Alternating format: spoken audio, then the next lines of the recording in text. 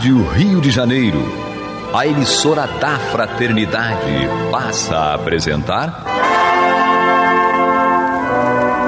Luz na Penumbra, programa que leva ao seu coração a mensagem da doutrina espírita.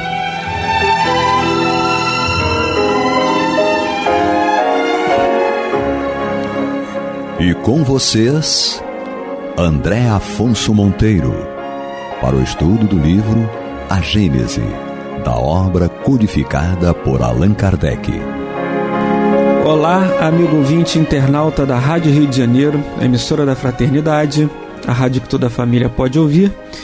Programa Luz na Penumbra, comigo André Monteiro. Hoje aqui mais uma vez em dose tripla com Alexandre Almeida. Seja bem-vindo, Alexandre. Muito obrigado, votos muita paz a todos. E Carlos Alberto Ferreira. Muita paz a todos. Amigos ouvintes, internautas, vamos retomar o estudo do capítulo 15 da obra Gênese, Os Milagres do Evangelho.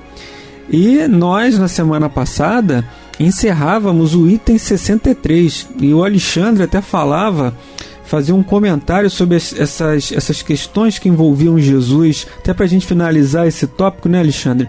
Essas questões que envolviam Jesus naquele tempo. Eu agradeço. Nós falamos a respeito do desafio que era para o mestre dar os ensinamentos morais e estando inserido no contexto social que ele se encontrava. E aí eu vou concluir com um exemplo. Naquele instante da cruz, que antecedia ali a sua passagem, quando Maria exclama, né, na sua dor maternal, por estar testemunhando tudo aquilo, e ele diz... eleva Maria na condição de mãe espiritual do planeta, mas ao mesmo tempo atende a um clamor da lei de sua época, porque sendo ela viúva e não tendo filho homem, ela teria que mendigar. Então quando ele diz para Maria assim, eis aí o teu filho, ele também teve a percepção de deixar a Maria sob os cuidados de alguém que para a sociedade da época, não, ela está com alguém, ela está amparada. Então observa que além de tudo que foi programado, e a passagem dele está recheada de questões que ele observava. O que era da lei judaica e que era nobre, belo e útil, ele preservava. O que não era, então, naquele momento, ele não poderia deixar sua mãe, como o nosso irmão Carlos falou. A pureza de Maria não estava ali na questão da virgindade corporal de uma mulher, né? Mas sim espiritual. Porque se fazia necessário que um espírito daquela envergadura pudesse abrigar um espírito puro, que José também, na sua grandiosidade, não tenho aqui conhecimento de causa para testar a hierarquia espiritual de José, mas certamente não era um Alexandre Almeida. Não. Então é importante que nós tenhamos essa consciência de observar também a dificuldade que foi, e tudo isso com certeza foi analisado, bem planejado, e Jesus, por ter essa condição de espírito puro, teve a felicidade de em todos os momentos contornar essas questões. Interessante que falou, gostei. Maria, independente de virgindade ou não, Maria era um espírito puro. Independente de qualquer questão. Porque a pureza da criatura não está balizada por essas questões. Muito bem, vamos iniciar agora o item 64, Desaparecimento do corpo de Jesus, capítulo 15, Os Milagres do Evangelho, da obra Gênese. Diz Kardec: o desaparecimento do corpo de Jesus após a sua morte tem sido objeto de inúmeros comentários. Ele é atestado pelos 4 evangelistas, segundo a narrativa das mulheres que foram ao sepulcro no 3º dia após a crucificação e não o encontraram lá. Alguns viram nesse desaparecimento um fato milagroso, outros presumiram um roubo clandestino. Segundo uma outra opinião, Jesus não teria tido um corpo carnal, mas apenas um corpo fluídico. Ele não teria sido durante toda a sua vida mais que uma aparição tangível, em uma palavra, uma espécie de agênere. O seu nascimento, a sua morte e todos os atos materiais da sua vida teriam sido apenas uma aparência. Foi assim, dizem, que seu corpo, retornando ao estado fluídico, pôde desaparecer do sepulcro, e foi com esse mesmo corpo que ele teria se mostrado depois da sua morte. Sem dúvida, tal fato não é radicalmente impossível, segundo o que se sabe hoje em dia sobre as propriedades dos fluidos, mas seria pelo menos completamente excepcional e estaria em formal oposição com as características dos agêneres, capítulo 14, item 36. A questão, portanto, é saber se uma tal hipótese é admissível e se é confirmada ou contestada pelos fatos. Muito bem, então você vê que aqui, Carlos, no primeiro momento, esse desaparecimento é comprovado, né, informado pelos 4 evangelhos, pelos evangelhos sinóticos, né, pelos 4 evangelistas. Segundo a narrativa das mulheres que foram ao sepulcro após o dia da crucificação, não o encontraram. E você vê que quem vai lá era Maria de Magdala, né? Maria Madalena para uns, Maria de Magdala, e ela que atesta o desaparecimento do corpo de Jesus, e ele se materializa depois justamente para ela, e aí é a primeira aparição, digamos assim. E Kardec já traz uma opinião aqui, na segunda, uma outra opinião, na verdade, que esse corpo dele seria um corpo fluídico. E como é que a gente interage entre essas duas? Corpo fluídico, corpo de carne mesmo? Interessante discussão, né? Porque essa discussão se estendeu, talvez se estenda até hoje, né? Que tem aqueles que aceitam o corpo fluídico, aqueles que não aceitam. Eu prefiro aceitar a mensagem que ele deixou, né? Do que ficar discutindo se o corpo era ou não, né? Ou não. Mas está na história. E como o corpo desaparece. Que primeiro que aqui, aí vamos até lembrar aqui do Alexandre, né? Vamos lembrar que Jesus era judeu. Ele encarnou ali no seio do judeu. Então, tinha direito, né, da família, do pessoal dele, retirar o corpo. Eles tinham direito a isso, né? E não encontram o seu corpo. Mas encontram, segundo a história, 2 anjos, né? Um sentado na cabeceira, o outro sentado no final. E eles dizem que não está ali o corpo. E ela pensa primeiro que roubaram então o corpo, alguma coisa assim parecida. E aí vamos analisar a condição, no caso de Jesus, daqueles devotos, né, daquele que pudesse resgatar ali o corpo dele e que aquele corpo dele fosse alguma coisa de, vamos supor assim, de veneração, ficarem venerando aquele troço, aquela coisa toda. Então, isso não, para o próprio Jesus, não seria uma coisa, né, que não... E aí, a gente quando vê os feitos de Jesus e como ele trabalhava dentro dessas leis da natureza, e aquela capacidade de amor que ele tinha, como ele trabalhava essas questões fluídicas, né? Que é onde curava, onde levantava os caídos, os paralíticos. Por que não trabalhar também na desmaterialização do seu corpo? É uma hipótese, né? Talvez a gente não possa atestar isso, né? Mas é uma hipótese a pensar, para que o corpo dele não fosse motivo de veneração, adoração, sim, daquele pessoal. Alexandre Almeida.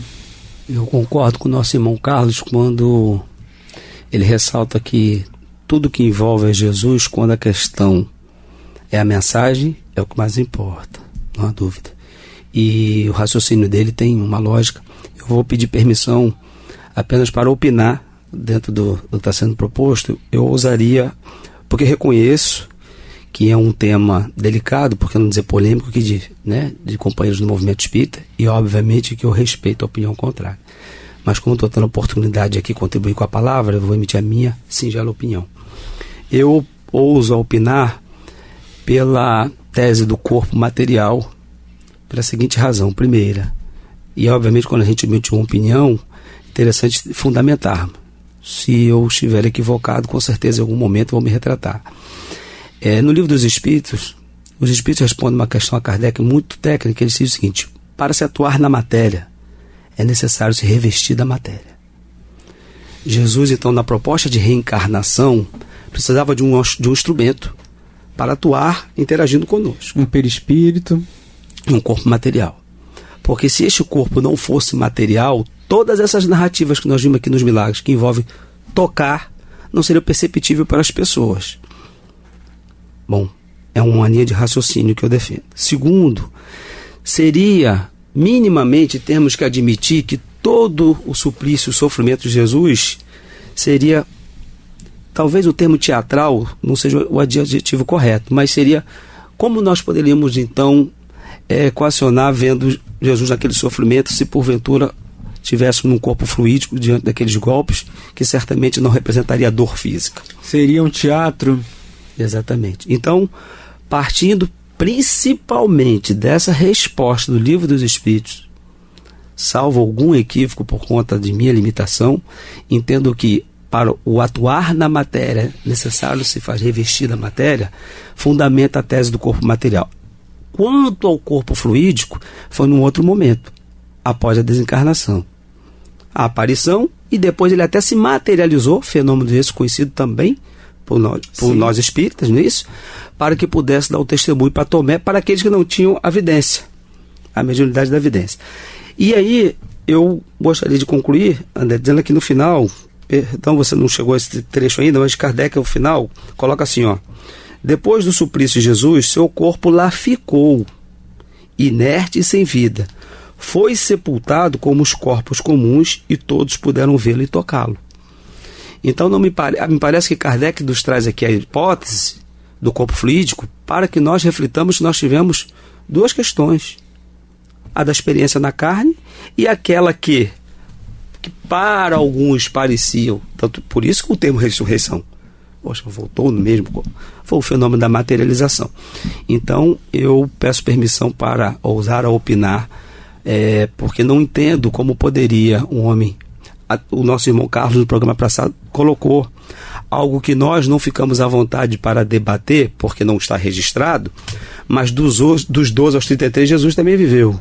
E há especulações, né, de que fazendo o que fez, o que está registrado pelos judeus, nos 4 cantos do mundo, em outras civilizações.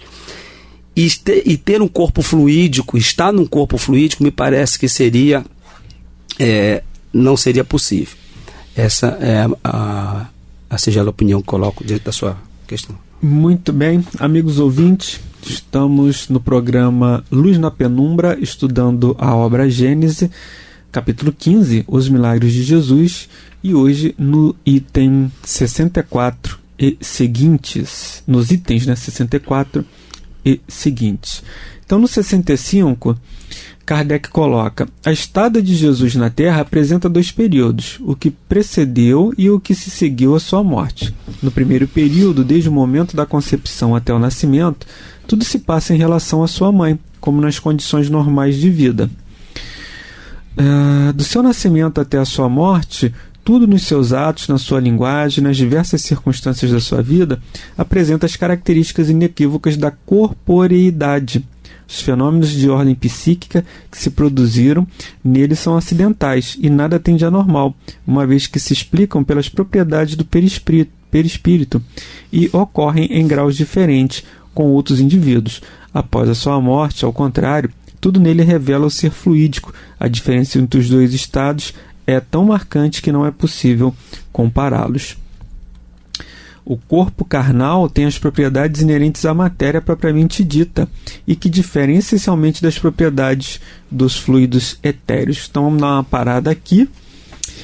Carlos, há um livro muito interessante que é do companheiro Wesley Caldeira, ele é de Minas Gerais, chamado Da Manjedoura a Emaús. E ele vem trazendo uma construção, é publicado pela Federação Espírita Brasileira, não é um livro mediúnico, ele é uma publicação que traz um Jesus histórico. Ele fez pesquisas sobre desde a manjedoura, desde o nascimento de Jesus, dos eventos que precederam ali, todas aquelas questões ele vai trazendo aquela construção. É óbvio que há uma pobreza de pesquisa, né, de dados de pesquisa muito grande, porque os historiadores, alguns sequer mencionam, conseguem, se não são os textos bíblicos, sequer há uma menção de um Jesus histórico consistente. Aquele Flávio, acho que é Flávio Joséfo, é um historiador hebreu, que ele fala: houve um Jesus, mas teve um homem em determinada época chamado Jesus. É talvez o único historiador que mencione Jesus fora do contexto religioso, do contexto bíblico. Então, o Wesley Caldeira, ele vem fazendo um trabalho de pesquisa que vem desde da perseguição, da morte dos bebês que nasceram. Ele vem trazendo toda aquela questão dos censos que ocorreram, então os dados de pesquisa bibliográficos, e nós não temos realmente, né, essa questão: o que Jesus fez? E uma das teses, né, que se argumenta é que Jesus apareceu já com 30 anos, que não se teriam dados, exceto aquela ida dele lá no templo, né, com 12 anos de idade. Mas uma das questões que se discute é isso, né? Então, assim, que se coloca como até se tivesse uma prova de que Jesus realmente tinha um corpo fluídico, era que não há muita informação do nascimento dele até os 30 anos, que é quando ele começa com a trajetória dele, né? Acho que muita coisa se perdeu. Sim. Se perdeu, entendeu?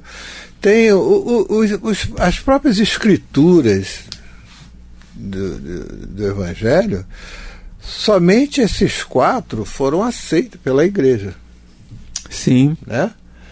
Foram aceitas pela igreja. Mas nós temos aí o Evangelho de Tomé, temos outros evangelhos aí, que inclusive até tem um livro do Hermínio de Miranda falando de um desses evangelistas, que é muito interessante. Mas os que foram aceitos foram esses 4 evangelhos, mas muita coisa de Jesus não se tem realmente, ficou perdido por alguma razão, se perdeu. Mas já houve, né, inclusive Joséfo, né, ele narra realmente um Jesus que historicamente atrás apareceu um homem que se chamava Jesus. Chamava Jesus. Mas como uma frase, ele tem uma frase, né? Isso, né? Nós tivemos uma perda muito grande, foi a Biblioteca de Alexandria. Isso que eu pensei, na fogueira. Isso foi inestimável, essa perda, para nós.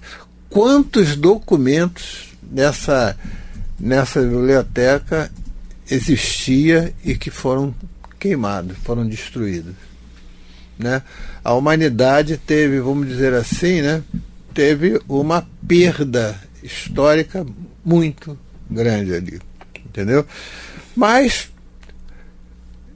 o Jesus, ele veio como você mesmo falou, no tempo, aos 12 anos, ele ensinou aqueles sacerdotes ali, né, trazendo ensinamentos que eles ficavam dizendo assim: de onde que esse garoto traz tanta sabedoria, né? Mas a sabedoria do Espírito mesmo. E veio, eu acredito que Jesus veio trabalhando em vários pontos, em vários lugares aonde foi necessário e que se perdeu, né? Agora, informações. Mesmo o trabalho dele realizado nesses 3 anos, ele também não anotou nada. Não. Ele não anotou nada. Eu digo assim, o exemplo arrasta, sabe? O exemplo arrasta. Então Jesus, ele trabalhava como? Exemplificando, dando testemunho daquilo que ele realmente veio realizar aqui na Terra, entendeu? Então ele exemplificava. Então com a exemplificação você não tem como se ele só falasse, olha só, palavras se perdem, mas a dele não se perderia, né? As minhas palavras não passarão, né? E olha, os evangelhos vieram registrar esse período, né, com os apóstolos com Jesus, tempo depois do desencarne dele. Sim. Tempo depois. E Lucas... eles foram escritos após a crucificação. E eu gosto muito de Lucas, porque Lucas ele esteve com Maria quando ele estava fazendo as suas pesquisas, né, sobre o Jesus. Ele foi ter com Maria, ele esteve lá em Éfeso e conversou com ela. Maria já bem idosa, já e com João também, chegando, né? Já ao momento, né? Ele esteve conversando com Maria e Maria passou em depoimento muita coisa para ele. Entendeu? Por isso que eu gosto muito do Evangelho de Lucas, entendeu? Que era, acho que se eu não me engano, foi um evangelho em grego, se não me falha a memória. É verdade. Então, aí os próprios evangelhos, as traduções se complicaram, né? Cada um... Eu queria, inclusive, esse estudo histórico de Jesus, Carlos, já há umas informações de que o próprio hebraico da época e o aramaico, então, já eram línguas mortas, que a língua já era o grego. Então eles colocam, inclusive, que se tem evangelhos em hebraico, mas que originalmente eles não foram escritos, não teriam sido escritos em hebraico, e sim em grego. E aí depois é que eles foram traduzidos para o hebraico, porque era uma língua à época, segundo, morta, uma língua que já não era usada, que se usava o grego. É óbvio que a gente está falando aqui de suposições, especulações. Então olha, você vê como é que a coisa, né, traduz para cá, traduz para lá, muda, né? E olha que era um grego clássico, é aquele grego, né, mesmo, o de né? hoje não. É o grego raiz, né? É o grego raiz. Realmente um adendo, segundo alguns especialistas, na rica biblioteca, né? Alexandria, o faraó Ptolomeu Filadelfo pediu para que fosse feita a tradução, né? Faltava a grande obra. E aí vieram 70 sacerdotes para traduzir da língua de origem para o grego. E aí, o que aconteceu na hora da tradução? 70 traduções diferentes. Por isso o nome Septuaginta. Aí eu falei, não posso ter. Eu quero a Torá aqui traduzida para o grego. Se reuniram, e aí os 70 sacerdotes. Então você vê que já da língua mãe, ou suposta, né? Como você mesmo colocou, talvez ela já tivesse sido escrita derivadamente. Para o grego, já houve alteração em função das dificuldades das línguas. E depois não vamos nem entrar na Vulgata Latina de São Jerônimo, tempos depois, que nós sabemos que historicamente tivemos manipulações. Então, sem contar os evangelhos, como nosso irmão Carlos colocou também, que as autoridades da igreja, com algum critério, não, esse vai, esse não vai. Então, temos que debater, como você colocou muito bem, com o que temos, mas por que não ter a responsabilidade de atentar aquilo que vai surgindo para novas reflexões. Muito bem, amigos ouvintes, nós estamos chegando ao final de mais um programa, agradecendo a todos aqui a participação junto conosco, agradecendo ao Alexandre, agradecendo também ao Carlos Alberto. Obrigado, Alexandre. Eu agradeço mais uma vez, votos, muita paz a todos. Agradecemos essa oportunidade. Amigos ouvintes, até a próxima semana com mais um programa Luz na Penumbra, estudo da obra Gênese. Você está ouvindo o programa Luz na Penumbra.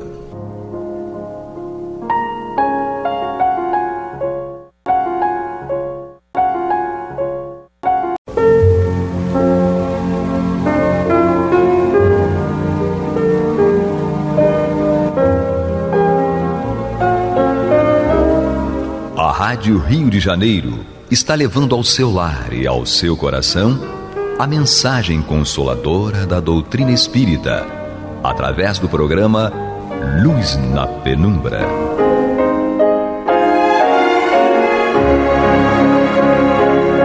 E agora com vocês, Nádia do Couto Vale, para comentar o céu e inferno ou a justiça divina segundo o Espiritismo, da obra codificada por Allan Kardec.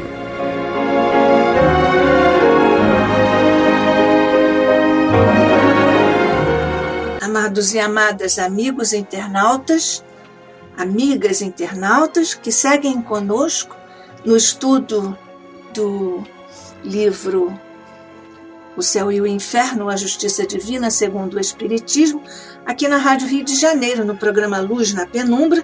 Nós estamos no capítulo 4 da segunda parte, um capítulo no qual o nosso querido codificador Allan Kardec nos traz a trajetória de espíritos por ele classificados como espíritos sofredores à luz da classificação que está posta lá em O Livro dos Espíritos, no item número 100, porque não é propriamente uma pergunta, mas está numerada na sequência. Ferdinand Bertin, nós estamos estudando já alguns encontros, foi aquele espírito que chegou a se comunicar no lugar de um outro, porque o médium do Havre tinha evocado o espírito de uma pessoa dele conhecida, que respondeu que queria comunicar-se, mas que não podia vencer um obstáculo existente entre ele e o médium. E ele disse: sou forçado a deixar que se aproximem estes infelizes sofredores. E aqui nós lembramos que este é um caso não assim que um espírito tem o desejo e realiza em uma reunião mediúnica séria. Claro que estávamos lá no momento do advento da doutrina espírita, tudo era controlado, e então foi Ferdinand Bertin que se aproximou e se comunicou, mas tudo sob a supervisão rigorosa dos espíritos responsáveis pelas reuniões mediúnicas, e nós lembramos aqui mais uma vez que são espíritos altamente preparados para a tarefa, porque a tarefa é muito delicada. Ferdinand Bertin, então, deu uma comunicação espontânea no dia 8 de dezembro de 1863, relatando um sofrimento atroz em que ele estava pedindo ajuda e ele queria se livrar porque estava sofrendo muito no momento em que estava se afogando, e ele diz: estou num medonho abismo, pede auxílio, pede uma mão piedosa para ajudá-lo a sair, porque estava prestes a ser tragado pelas ondas. Na verdade, ele estava já presenciando o que estava lhe acontecendo, e como evidentemente isso esse momento resulta em uma dificuldade de percepção, uma perturbação, que é um momento que é um passo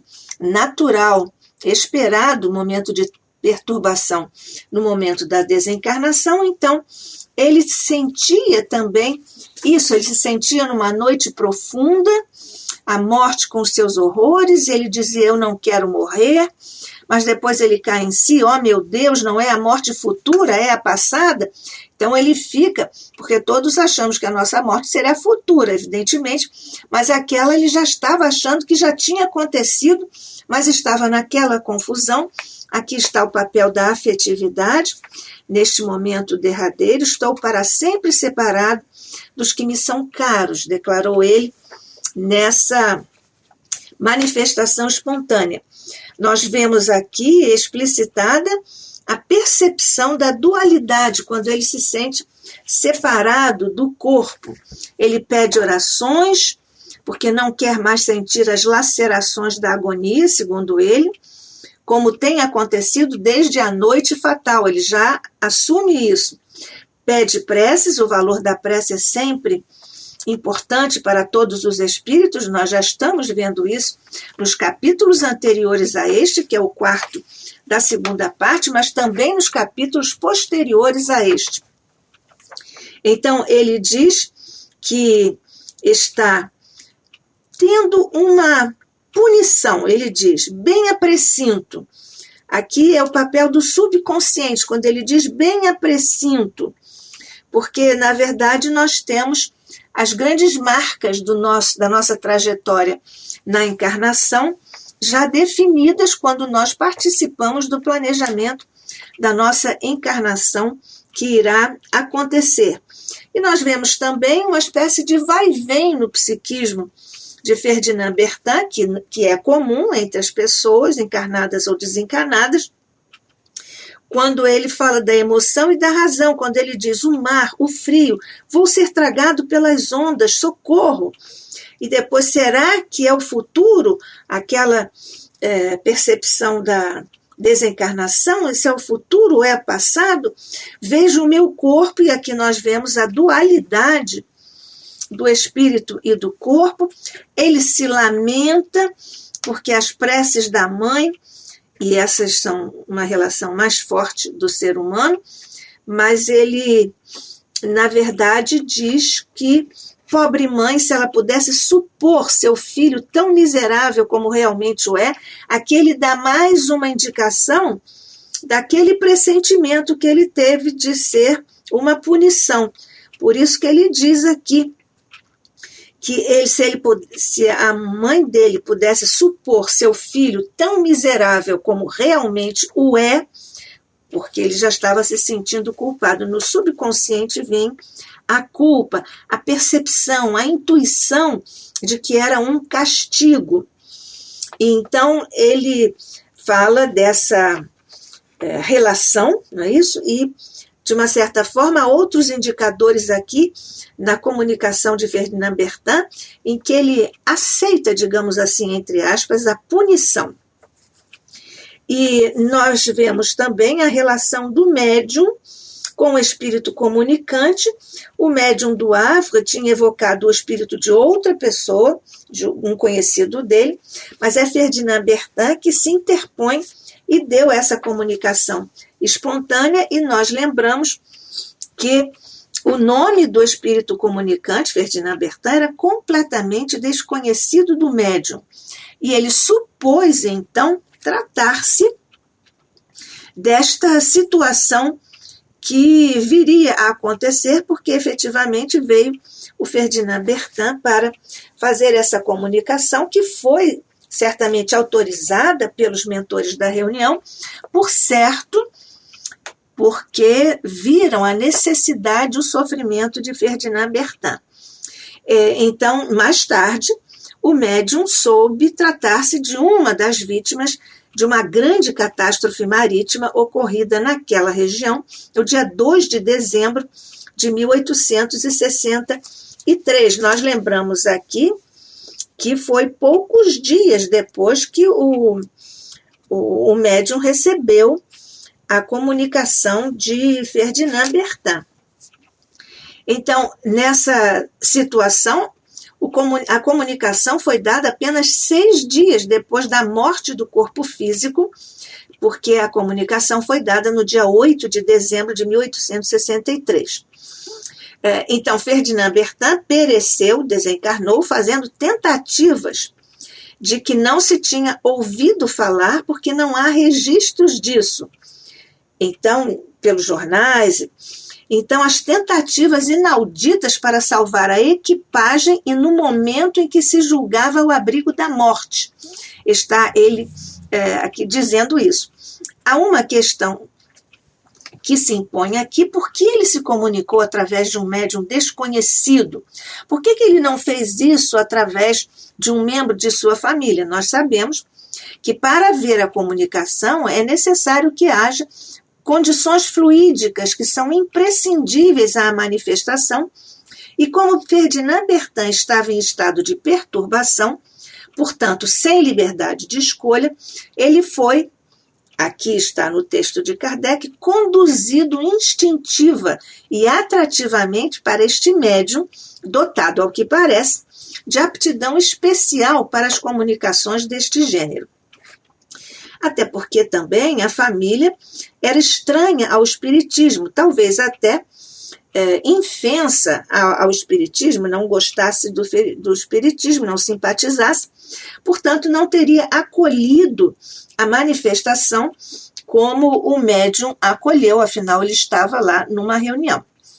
É comum, com poucos dias da morte física, da morte do corpo, um espírito ainda experimentar todas as angústias, Por via de consequência, não tinha consciência da situação. Ainda nós verificamos isso à mesa mediúnica, quando conversamos com os nossos irmãos desencarnados. Por isso, Ferdinand Bertin acreditava-se vivo, lutava com as ondas, ao mesmo tempo que tudo isso acontecia no seu íntimo, no seu psiquismo.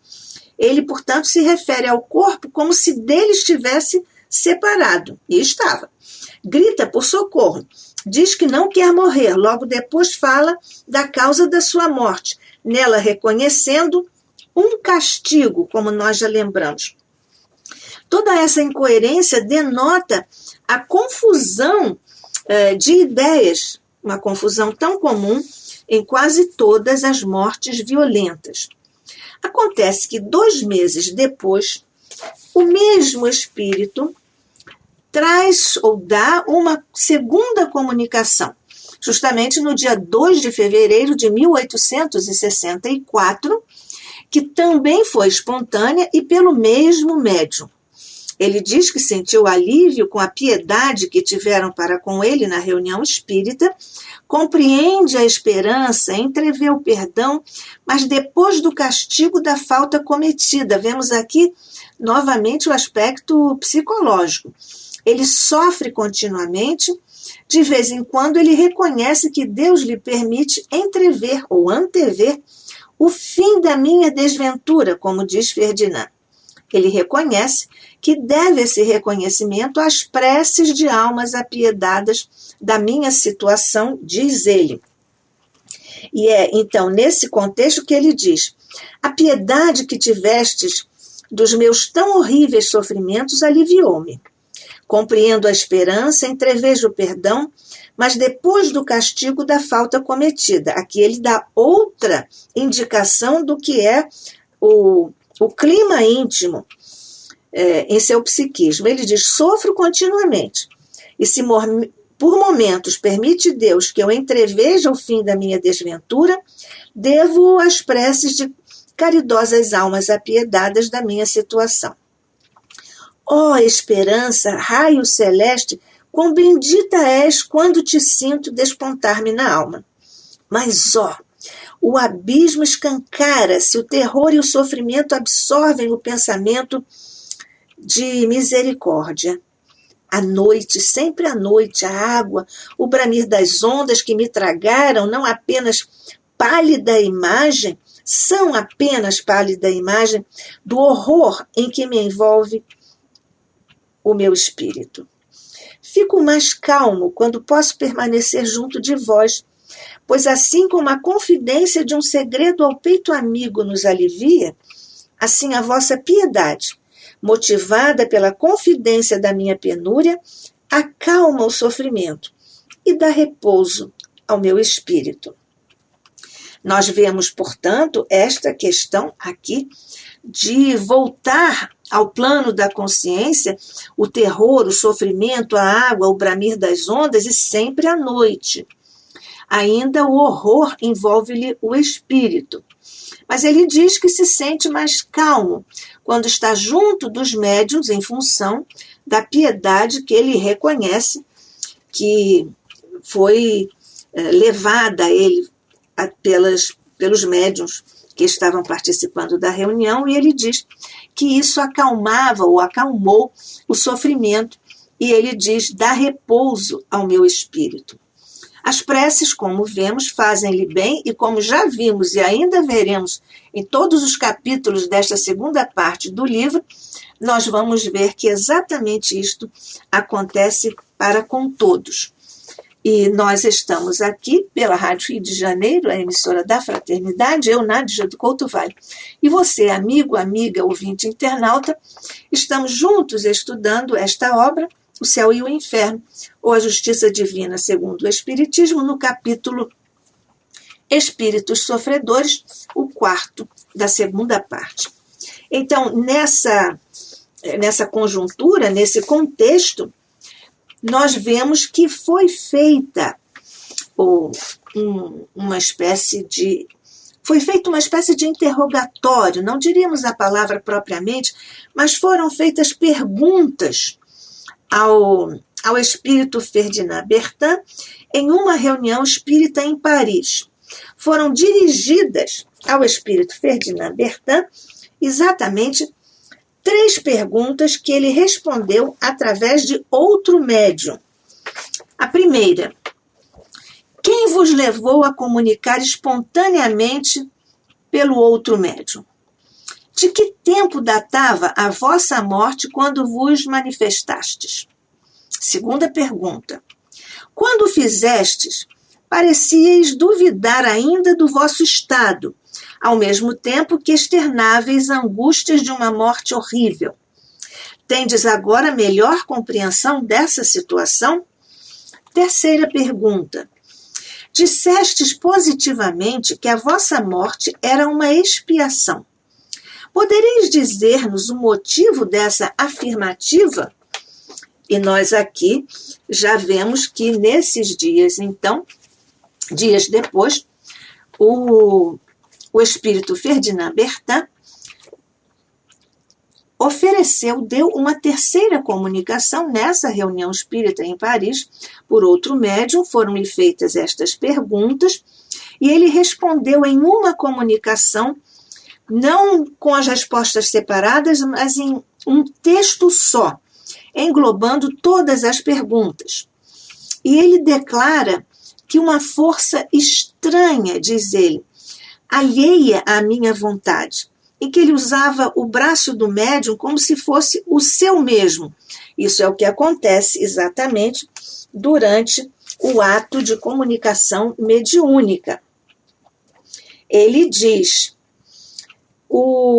não posso responder facilmente. Refletindo, avaliareis em que situação horrível estou ainda. Penso que para junto do médium fui trazido por força estranha à minha vontade, e, coisa inexplicável, servia-me do seu braço com a mesma facilidade com que me sirvo neste momento do vosso, persuadido de que ele me pertencesse. Agora, experimento mesmo um grande prazer, como que um alívio particular, mas ei-lo que vai cessar. Mas, meu Deus, terei forças para fazer a confissão que me cumpre? E, nesse momento, nós vemos que essa confissão, a confissão é sempre muito difícil para todos, inclusive para nós encarnados, porque, do ponto de vista psicológico, estamos ainda na mesma situação, no mesmo quadro psicológico.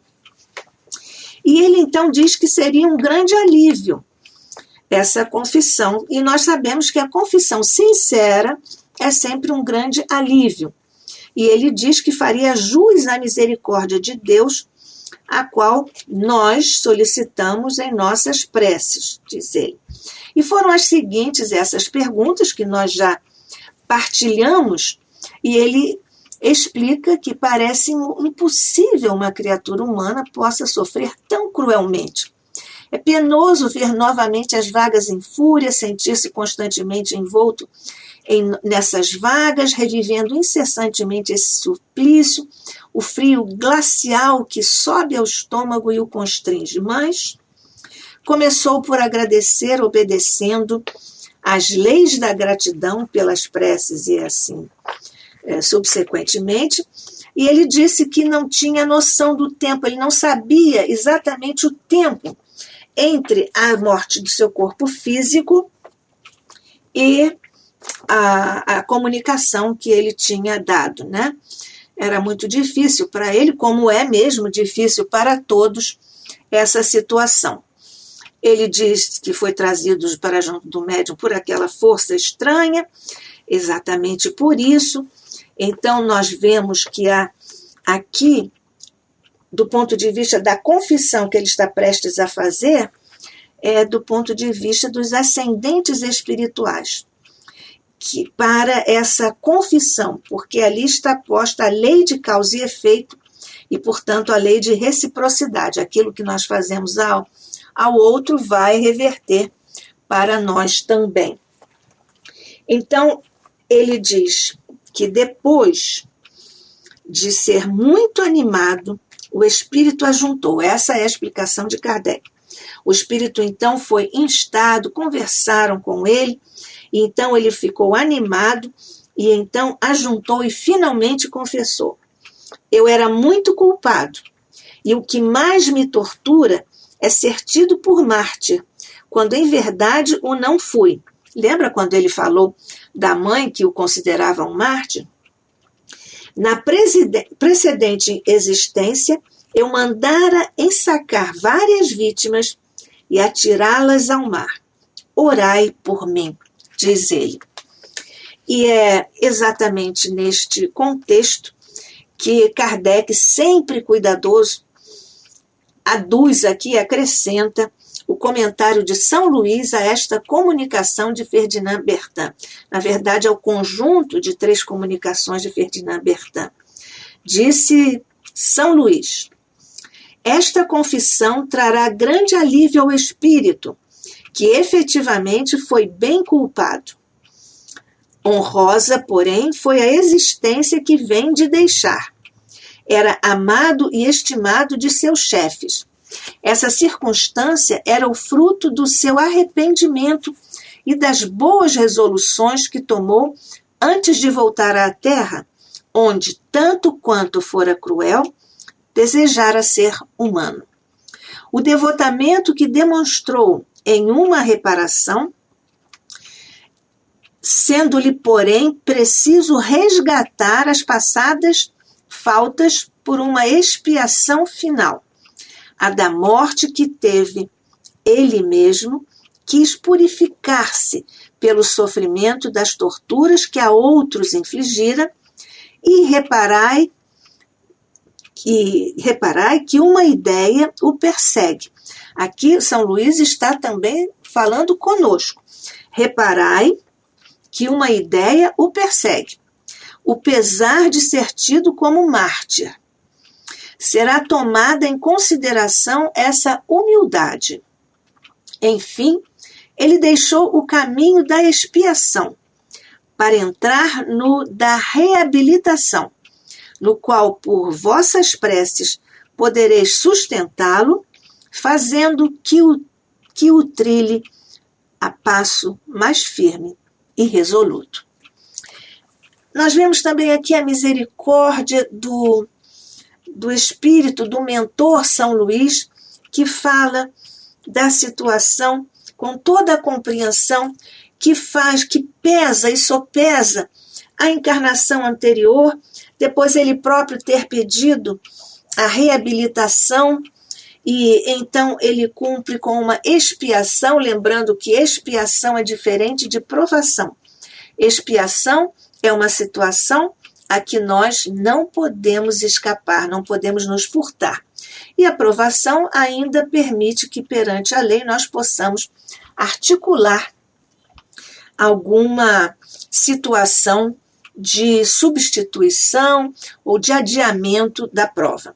Mas aqui está um caso de expiação, quando a culpa está presente no psiquismo profundo do espírito, porque a lei de Deus está escrita na nossa consciência.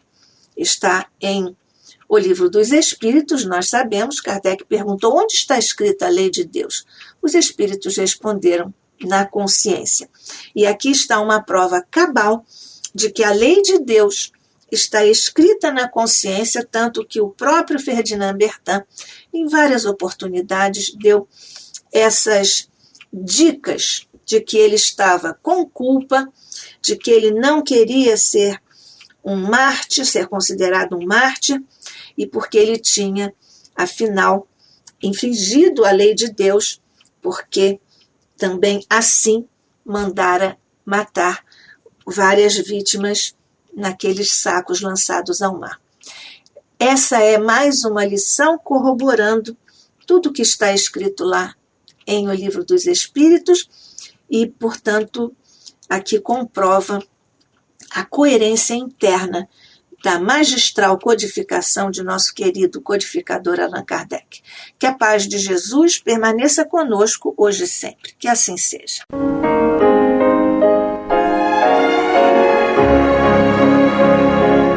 E vamos ouvir agora a prece de encerramento de nosso programa, na voz de Geraldo de Aquino.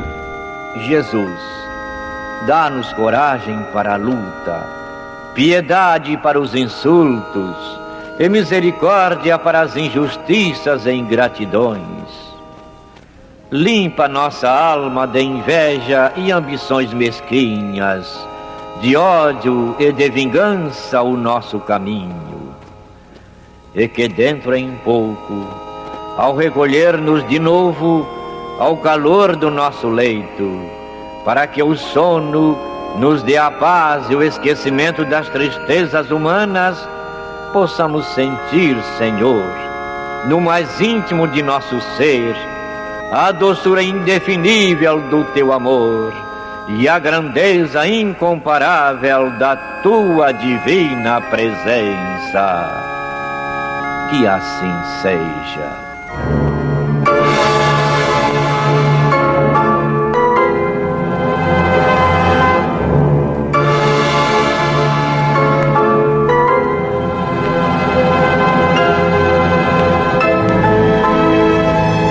Acabamos de apresentar o programa Luz na Penumbra, que voltará a ser apresentado amanhã às 21 horas nesta emissora.